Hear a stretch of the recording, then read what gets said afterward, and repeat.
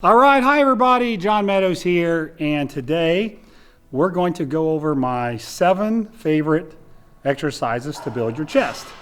Now, these are truly my favorite 7. I'm not just making exercises up to look different or unique. These are my absolute favorite 7 exercises. I actually thought about it last night, made sure I had the right ones. So, real simple video today. What do I like to do for chest? Well, let me show you. So the first exercise I want to show you today is just a very simple slight decline dumbbell press. I basically just put a 25 under one end of the bench to create a little decline. That's all you really need to kind of take the stress out of the shoulder and put a little bit more stress in your pec. I feel really good doing these with a good full range of motion. I typically bring them up to about 3/4 lockout, somewhere around there. I don't lock them out all the way. I like to keep tension on these. But this is a real good basic exercise for chest that I think it's just overlooked. And I think when you put that little decline in there, I think you're really gonna like this exercise. All right, next up is the low incline barbell press. And man, do I love these. Actually, this probably would have been my favorite exercise. So again, it's a slight incline. You can see how we have the bench set up. Now, when you do this, you may not have a bench that you can adjust and put into a squat rack like we have. You may have to just use a regular incline bench. That's okay too. Regular incline benches are phenomenal. Those have been one of my favorite exercises for many years. But given the choice, I do prefer a little bit lower angle on these. All right, we're back in the poor lighting area of the gym, so bear with me here. The third thing is a machine fly. Now, I'm not a big fan of dumbbell flies. I just don't like the tension. Once you get to a certain point, I don't feel like it's real good on my shoulders to go into a deep stretch with the heavy dumbbell. But this machines typically are a little better. This one is the best. So this one has variable resistance, so I can make it hard at the top when I'm squeezing, and I can make it a little lighter at the bottom so I can stretch safely. But a machine fly is really good at isolating your pecs. Fantastic exercise. Absolutely one of my favorite 7. Okay, next up on my list, and I believe it's number 4, would be it's a Garanda style dip. So I flare my elbows out. I try to keep my feet forward. It puts a lot of pressure on your lower and outer pecs. I know a lot of people ask me, well, what about having a little closer hand position and kind of leaning forward? That's fine, but I just think it's more shoulder and tricep. So I like to, kind of sit back and flare my elbows out and put a little bit more on my pecs. So Garanda style dips, Vince Garanda, that's where that name came from, one of the classics. But this was definitely one of my top 7. Okay, next up, number 5. I promise I'm not doing these to look different. I really love these. I used to put these in all my early programs. It's a pec minor dip.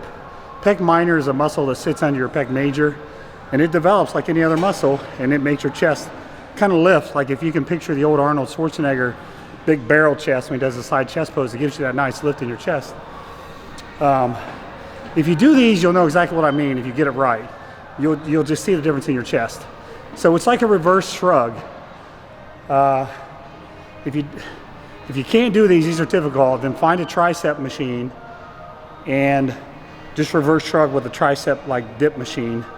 But these are hard, so you want to keep your arms pretty straight.